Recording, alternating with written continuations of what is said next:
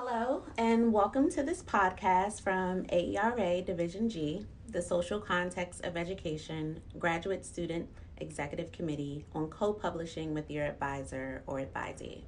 My name is Isha Price, and I am a graduate student executive committee member and second year doc student at Rowan University. And today I am joined by Dr. Michael Apple, a distinguished visiting professor at Rowan University and John Bascom Professor of Education at University of Wisconsin-Madison. Dr. Apple taught in elementary and secondary school here in New Jersey, also where he grew up, as well as served as the president of his teachers union. He has worked alongside educators, unions, and activists throughout the world on democratizing educational policy and practice. Dr. Apple's research centers on the politics of educational reform, on the relationship between culture and power, and on education for social justice. His most recent book and inspiration for today's topic is The Struggle for Democracy in Education, Lessons from Social Realities, because it is a piece that he co-authored with 4 of his graduate students. Please welcome Dr. Michael Apple. How are you today? It's a pleasure to be here. Good. Today we are talking about co-publishing with your advisor or advisee. So my first question for you is, how would you understand co-publishing with your advisees to be mutually beneficial? Well, first I need to say something more general. That is, part of my political and epistemological commitments are to see knowledge as co-produced, period. So the assumption that Michael Apple or anyone is alone writing these kinds of things is, I think, false on a whole array of levels. The political commitment is that I think that I need to offer each of my students that opportunity. And there's a number of reasons for that. One, which I think is unfortunate but real, is the reality of hiring.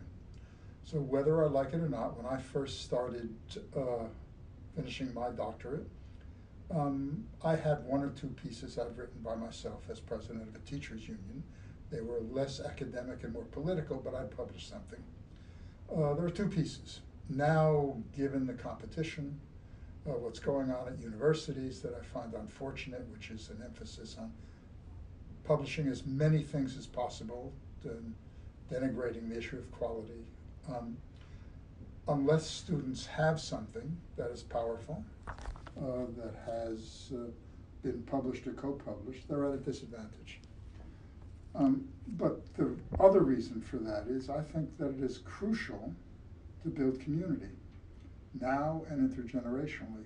And I think my students are smart, they're all politically committed, they are my teachers about many things. So I think the benefit goes 2 ways. And I wish more of my colleagues understood that their students can be profoundly their teachers about the realities of schools, about new theoretical and empirical work.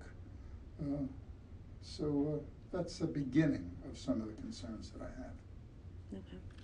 So what advice would you offer to faculty who are unfamiliar with co-publishing with grad students but are interested in doing so?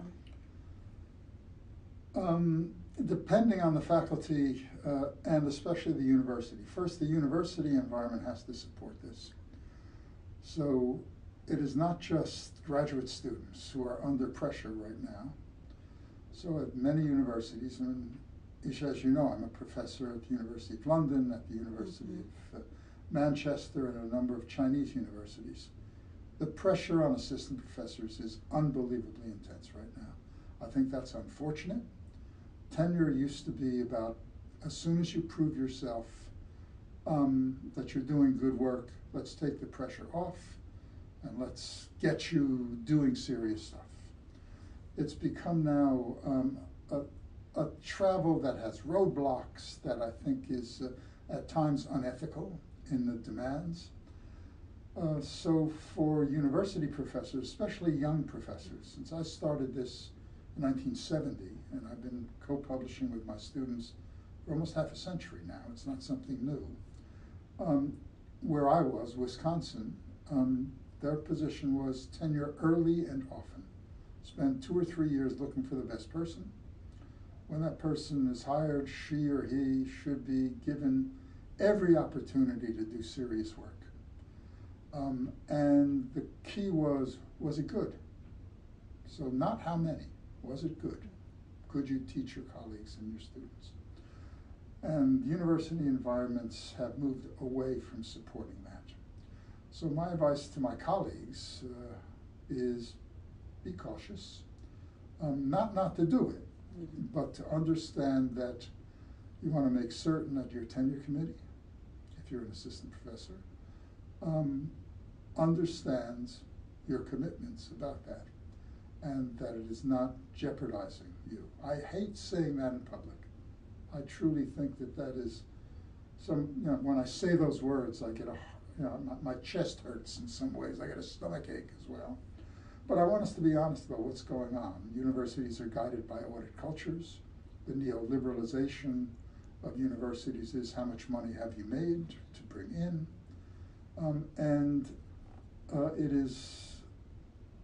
This is part of a larger, I think, epistemological war on what knowledge counts, on who's a producer of knowledge. So I want to start out by being as honest as I possibly can. It can be risky. It shouldn't be. Most places that I respect have moved in a direction of co-production. Unfortunately, that is often tied only to how much money and grants you've brought in, and then you have students come in as your TAs or RAs. I've got nothing against that, but the epistemological commitment is more important. That is, knowledge is social. The other thing I would say to faculty members right now is it shouldn't stand alone. It should be part of building a community of researchers, a community of activists. So let me give an example. From the first year I was at Wisconsin, with my graduate students, we founded something called the Friday Seminar. It meets every Friday from 12:30 till around 3. It is not a course. No one's getting credit for it. It's seen as extra, but it is the most important part of our lives. I leave my ego outside the room. So do they. We read together. Whenever stuff is written by me, it goes there first. So even in the co-produced book, The Struggle for Democracy in Education, there's a paragraph that is obligatory that thanks the Friday Seminar. And every one of the authors on this, co-authors on it, has participated in that Friday Seminar from day one. It's filled with people from all over the world, so there are often language differences, political differences that often surface.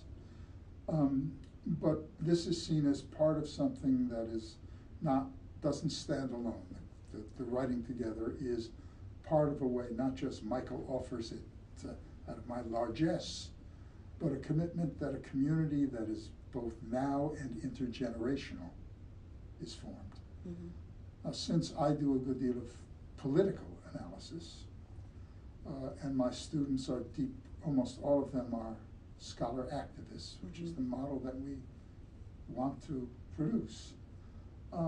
It means that they need support, I need support. As an example, when I was arrested after saying some things in a nation that had a strong military dictatorship that was arresting people all over the world, from all over the world in this country, many of my former students in Korea and elsewhere supported me. When they are in trouble, I support them. And people who have never met them but are part of the Friday Seminar will form alliances to support them, their research, their political work, their work in communities. Now this is very important because I think we want to see this as part of a larger agenda, which is support, colleagueship, knowing that if you're going to do political work and political research, that it can rub people the wrong way who are in power and that you're criticizing. And that means that this community must be able to mobilize to do the best work now, but also to support everyone as they go further in their career. A good example of this, for instance, is in one nation that I promised my friends I would not say because it could put them in danger. A nation near the Middle East, where a number of the people who've been part of the Friday seminar have lost their jobs, or have been arrested, or under threat. We have mobilized nationally and internationally to support them. They are co-authors, but they're also brethren. Okay? So let me stop there. I went on for a long time, but I think it's very, very important people understand this can't be seen just as we're going to write together. Mm-hmm. It's part of a larger agenda of forming support networks that enable you to do the work that all of us are able to do. It's not a question of intelligence, it's a question of the material and ideological circumstances that people find themselves in. Mm-hmm. Do you have a particular structure for those Friday seminars? Yeah. First of all, it's international. There's people from all over the world. It's not just my students. It is also students from places like Turkey and China and Korea who do, or Brazil right now, do what is called a sandwich degree. It's something I'm committed to. People will come from the other countries on fellowships. A good example would be from Turkey and China, or Brazil right now. And they, I don't ask them, they take all my courses, they participate in the Friday seminar. They are not paying tuition. Their PhD may not be course-based, it's more like a British model, but they are doing all the work, and they're full participants. So the sandwich is 1 year at their own institution as a PhD student, a year with me in the Friday seminar, and then a year back, and then doing their dissertations. And so I wind up being on their doctoral committees. Now, so there's them. There are people who are professors from China, Turkey, Brazil, Chile, Argentina, etc. And then there's my students, many of whom are, almost all are former teachers or administrators. All of them are also politically active in communities. And so it is not only an academic setting. We also work with schools. But also when I write something, it goes there first. When they are doing dissertations, their chapters come there. When they're studying for our, what we call preliminary examinations, before you can write your proposal, their answers, our questions are not blind. They help write their questions. So it's a collective understanding, which makes them interesting, okay? So all of that is going on simultaneously. Then we democratically in the first session say, what's our agenda? Mm-hmm. Sometimes it will be going out to a school that is doing serious stuff on controversial issues in curriculum, or since part of my background is both in critical education and sociology and philosophy, but I'm also a former teacher from New Jersey, and I'm deeply committed to doing good stuff. So often we will go, I'm also a filmmaker, and many of the people who work with me are video producers as well. So we will go into schools and give kids the ability to make statements about their lives, their communities, aesthetic forms, etc. So sometimes it's reading my work or their work. Sometimes it's going out and doing stuff. We have to be very careful with the international students if we are doing political work. We're doing political writing, or we're doing political stuff in and outside of schools. So as an example, we went to the university and got a $5,000 to $6,000 grant from the university's community activist office to work with youth gang members from the Latinx community who had dropped out of schools. I do not demonize gang members. I think they are looking for community. I understand that. I grew up very poor in Paterson, New Jersey. So part of my background is being poor. I understand what this means. So we wanted them to become videographers, but also to work in painting murals in their communities about their lives. Now that was fine for my students, and then we have written stuff on it jointly because we all participated. But we had a long discussion about whether we could involve the students from other countries who are here on visas from China or places where any action can jeopardize them. So it gets a little complicated, but it's worthwhile. And that also helps form the community where we are being taught by other participants about what they can and cannot write, which is different than what you can do in the United States. That's one of the benefits of making this jointly determined, that even though I spent a lot of time in China, I don't have to go back there. And many of the students and others have to go back to their own countries. So it requires sensitivity, not just co-writing. Mm-hmm. It also then, when we're halfway through a semester, we revisit the schedule. Mm-hmm. It is often jointly determined by everybody who's going to participate in what project. Since the group is diverse, I've got some people who believe class eats everything. And that's part of my background, but I'm also one of the founders of the Congress of Racial Equality in New Jersey. So to me, race, you can't talk about class without talking about race. And so there are some people who are comfortable writing about educational reform, others who are gay and lesbian activists who think that we have to deal with that. So there has to be a lot of deliberative stuff that goes on about what are we going to write jointly, who participates. But the commitment is at least once, preferably twice, I will do something with one of my students. Increasingly, I try to get their name first, even if I've done 90%. I have written and published 50 books. Even when I even say that, I say, how the heck did that happen? How did the kid from Paterson, New Jersey publish anything? But there's part of the commitment is not just because of they're getting hired later on, it's also learning from me to be humble. I mean, that sounds trite, but my career has been surprisingly powerful. And underline the word surprising for me. I went here, remember, when it was Glassboro State Teachers College. I went at night. I did all my teaching without a degree after the Army. So to me, there's a sense of who am I? And I need to help my students, many of whom have not come from the most advantaged backgrounds. And even if they did, people commit class and race suicide. They've learned that they have to be humble, that they need to be taught. So it's mutual about that, but I have a commitment very strongly that as often as possible, their name will come first.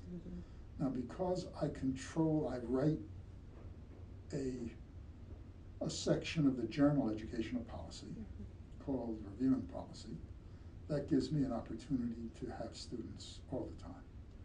So in about 50% of these are essay reviews where we can choose any book and any issue and write back to it. That means that I can invite students to do that. And they can invite themselves, saying, we just read this book that we think is absolutely powerful.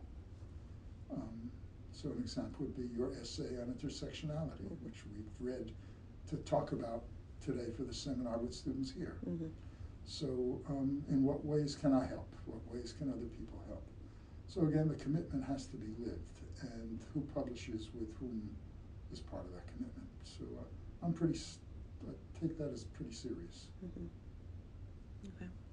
So what can students do, such as myself, who may not have the community, such as a Friday seminar, available to them? Well, let me speak honestly about that. One of the reasons that I'm supposedly invited here, and one of the reasons I came back is not just because this place helped form me, is to see whether that community can be built. Okay. So I think that first, I think it has to be wanted by students. Otherwise, it's one more imposition. And too many institutions say we'll give students a voice, and then it's rhetorical. That is not a good idea. So I think that students individually and collectively have to say, we need to have a community. Now, it doesn't have to be about writing, but this is part of building that community. So as I've mentioned in our talk with you and other PhD students here, one of the things that I strongly believe in is having a place at every faculty meeting where students, by bylaws, have a space to talk, to be represented, to communicate powerfully about even faculty policies. Since this place, any place, is made up of multiple communities. And the others try and build it, from academic staff to clerical workers, even to people who clean the buildings. I think that the task is to build an academic community that is responsive to all the people who work here. And my life has no meaning unless there's students around, right? I hope that many students reciprocate that, even when I'm a pain in the behind. Never. Anyway, so first I think it has to partly come from students. But even here, there's a number of young faculty who really want that community to be expanded, and who, I think as the PhD community grows here, given its overt commitment to social justice, if it takes that as seriously as it demands, and that is always up for grabs in a time when money goes in other areas, etc. I think that faculty and students can build something here. It's a relatively new PhD program. Yes.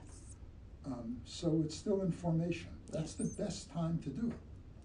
But it does require students saying, we want this, and we want time set aside. Now, it is a sacrifice. So I feel right now, so today is Thursday, tomorrow is Friday. Friday to me is a sacred day. I'm in the Friday seminar all afternoon. So I refuse to go to meetings on Friday afternoons. When there's a Friday seminar meeting, that to me is my home. Now, so I will be here tomorrow. I've got meetings with people outside the university, and then I'm driving back to Madison. I will miss the Friday seminar for the third time in 4 weeks. I'm in withdrawal because it has become really important to me. It's where I get taught a lot. So it requires not just students saying, we really need a place where we can help design stuff, but it requires faculty to make a commitment that says, that's also sacred space for me. So I will use Skype. We've now tried something that is international, where people Skype in, and one of the people who helped write The Struggle for Democracy in Education, who's now at another university, as an assistant professor, Skypes in. Another at Utah Skypes in. And we are trying to get it so that people from China and Brazil are Skyping in. Interestingly, one of my former students, who's now a quite well-known professor in Brazil, has his own Friday seminar. Many of my students do that. They form their own. And in 3 weeks, we will be doing a joint Friday seminar with folks in Brazil. So again, the commitment, and we are writing together. So they are writing some stuff, translating it into English. We will then add, subtract, multiply, and divide. And so it's an interesting thing. Grandchildren are now writing with grandmothers and grandfathers. You'll forgive the metaphor, I'm smiling as I say it, but it's now gotten to the point where the community is now, it's always been international, but where the writing projects now are comparative. So neoliberalism and racism infect Brazil powerfully. They certainly infect the highest levels of life here and the lowest levels of life here, and occasionally even universities. So we are now doing work writing jointly with students from Wisconsin and students from the Federal University in Porto Alegre, are planning on doing some work together, as well as the professors and former students of mine. So that's interesting to me. That's another experiment. And I think it'll work, so I'm looking forward to that. That's powerful. Good. I think so too. Is it open to community activists? Because it seems as if the connection at this point is through you or either an institution. Do you have any members of this community who are only in the community and not necessarily connected to a larger institution in any way? It's a complicated question. Many of the students are community activists. Yes. Because I don't do missionary work at a PhD level. That came out wrong. But that is, people don't come to work with me if they're not already pretty interested and deeply involved in.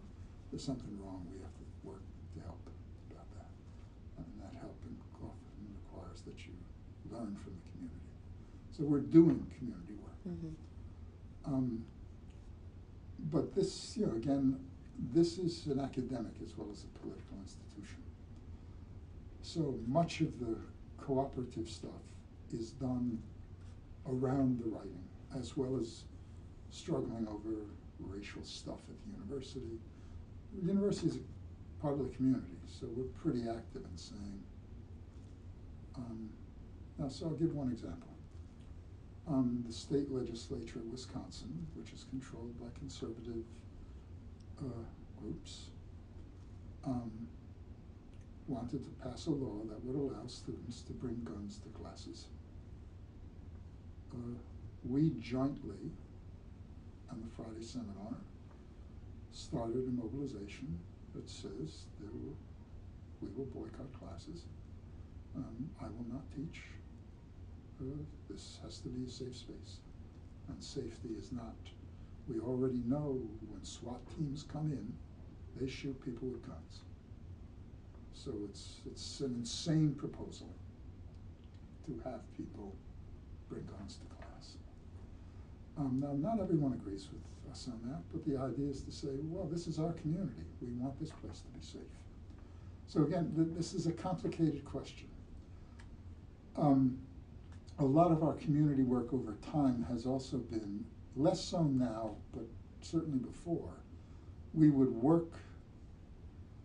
also be writing stuff for community-based things. Okay. So an example would be, I've written for Rethinking Schools. My students' work, we used to proofread and help on editorial work with Rethinking Schools, which comes out of one of my favorite schools in Milwaukee. The writing tasks, again, I will do popular writing for community groups. So my day is divided into serious academic and political work in the mornings, and then if I'm writing journalism or writing for community newsletters and things like that, that's the afternoon and evening. But there's less stuff over working directly with communities, except when I mentioned, working with youth gangs and things like that. But there's not a lot of joint writing. There's joint writing with teachers, some of whom were my former master's students, as well as PhD students, who have chosen not to go to academic careers, but are presidents of teacher unions, or anti-racist activists working in local communities, or gang workers and things like that. So it's a complicated thing. You raise an interesting issue.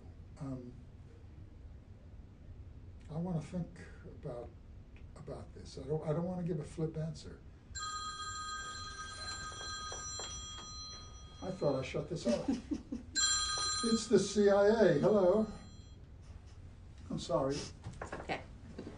This is a new phone. I don't know what I'm doing. I thought I pushed the button. You did. Okay. It is okay. So, tell me a little bit about your experience writing The Struggle for Democracy in Education. lessons from the social realities with your graduate students. You've mentioned before some of the barriers for the international students, but are there any others, and how did you overcome them? Okay, well, there are international folks in that book. Yes. Uh, And can we name them? I didn't want Oh, to yeah, no, mispronounce. of course. So this is co-authored with Luis Armando Ganjin, a former student of mine who is from Brazil, my teacher from Brazil. He and I have done a lot of work together. I've been going to Brazil since 1986. The week after the military coup was not overthrown, but forced to put on suits and stop being the president. So I've been working with the Workers' Party there for close to 40 years. And I've been working, as some of you may know, I was a friend of Paulo Freire. It's something I try not to say too often because I am not a clone, and I did not always agree with Paulo, though he was brilliant and a dear friend, and I still miss him. Okay? But I've been working in Porto Alegre a lot because that is the closest to putting into place the policies and practices that I truly believe in, from the citizen school to participatory budgeting. Liu Shuning, or as we would say in the U.S., Shuning Liu, who is now at Ball State University from China,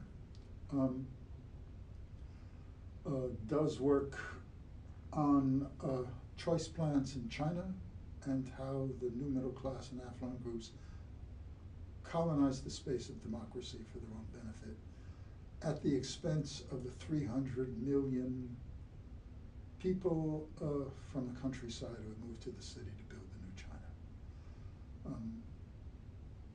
Asaf Meshalom, who is from Israel, Palestine, he does work on anti-racist education and also on those areas where Palestinian and Bedouin communities are given the respect they deserve, and where progressive Jewish Israelis work together to build schools that are jointly Palestinian and Jewish Israeli.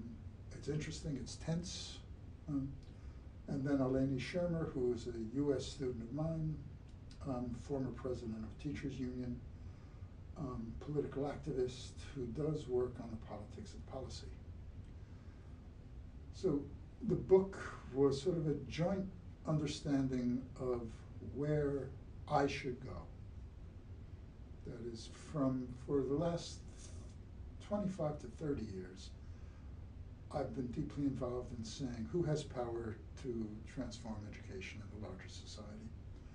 And while I would like it to be people like you and me, and the communities that you and I and others are connected to, it ain't as much as I would like.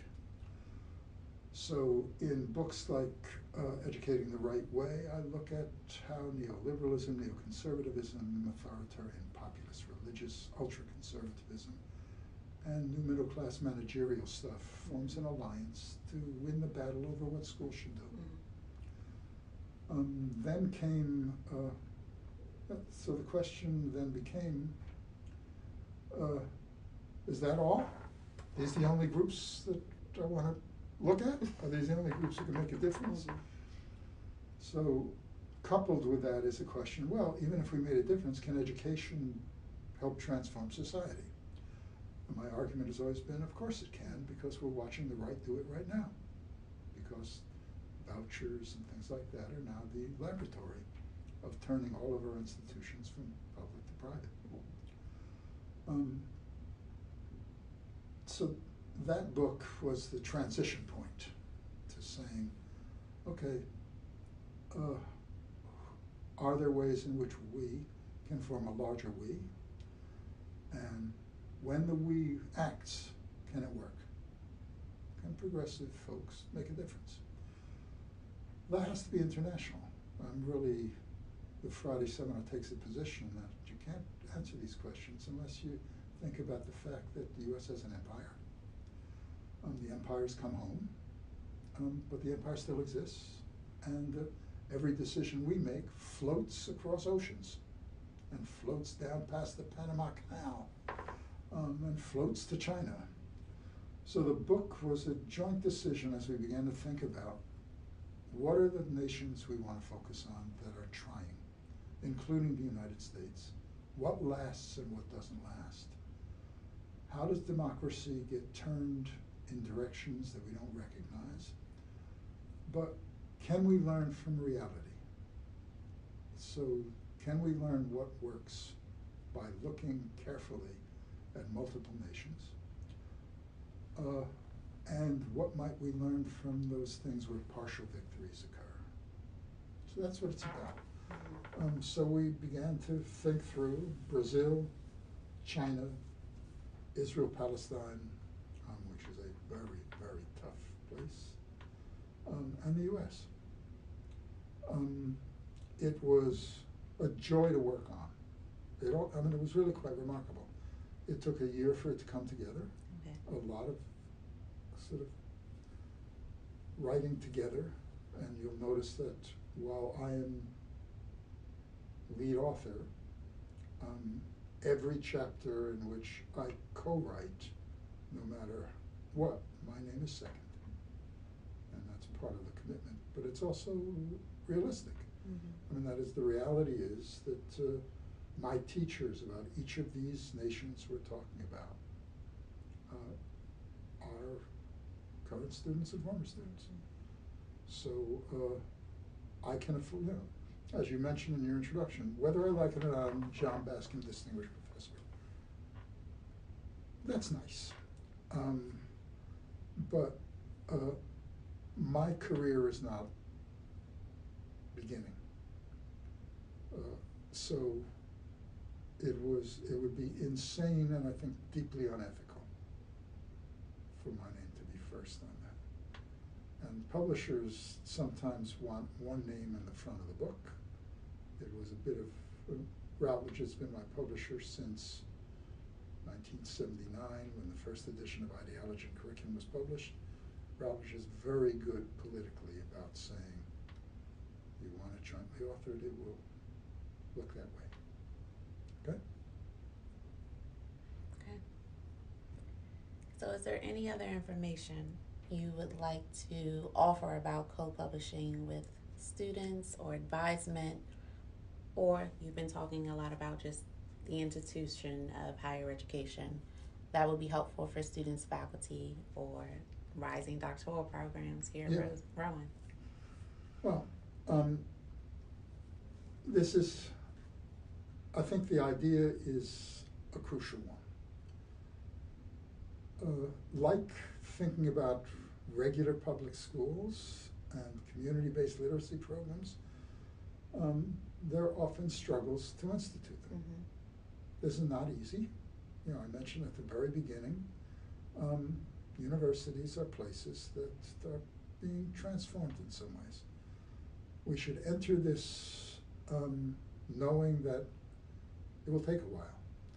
So I have a concept that's in the struggle for democracy in education, and it's in Can Education Change Society, called non-reformist reforms, which says there's a million things we have to do, a million things for graduate students that have to do to protect themselves, to build a career, to learn, to be able to criticize, to just survive. Choose those things that open the next door. So I don't think you can get to this. I don't think that at Rowan or other places, within 3 months, everyone will agree and we'll co-publish and we'll co-write together. I'd like that, but I don't think that happens easily because there's a multiplicity of commitments and politics and financial resources that are limited. So I would say students with sympathetic and committed faculty should get together to say, we want to form this, we want to try it. What's the first step? Who do we have to speak to? Who would be the first to try it? How would we protect people to try it? How can you do it perhaps so that you're writing stuff that is good and I want something I think is important for students. Don't just publish anything. So co-authorship and co-production of knowledge is nice. Let me end with a story. When I interviewed at Wisconsin, as I mentioned, I had written a couple of things for New Jersey Teachers Association Journal, as well as some other education journals. I didn't even list it on my vita. It was a political thing. It was nice. It was about struggling as a teacher union leader and what it meant. It was a political piece. It wasn't an academic piece. And I walk into the chair of the search committee, and on his desk, as he's interviewing me, is something I didn't list on my vita. And he picked it up, and he smiled and said, "Tell me about this." Now, that was interesting. And at first, I sort of blushed. I said, "Oh." On the other hand, he said, "Look, this is interesting." Now, interesting is a complicated word. It is. But it was also, at the time, I wouldn't want to talk about Wisconsin now, at the time, they wanted someone, not just one, a number of people who are still organically connected to schools and to teacher unions. It was a very progressive institution. It still is in many ways. But if I were interviewing at another place, that could be, what's this? Is this the quality you want to bring to here? So it's not just the issue of co-producing stuff.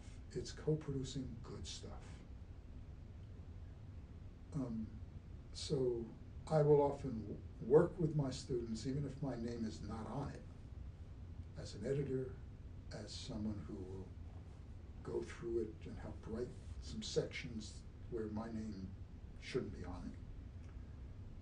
But there are times, and I'll be very honest, I don't want my name on it, and where I would advise them it's not good. So it is also important that both people be committed to producing the best work possible. Otherwise, we're caught again in the trap of how many did you write, not is it really important. Okay? Okay. So I wish everybody listening to this the best careers possible, and thank you for being my teacher and your teachers of your advisors as well. Thank you. Thank you, Dr. Apple, for Pleasure. your time, for this month, and for your advice today, honestly. I encourage the listeners to follow the Division G blog or Twitter and join our Facebook group for any updates. Good.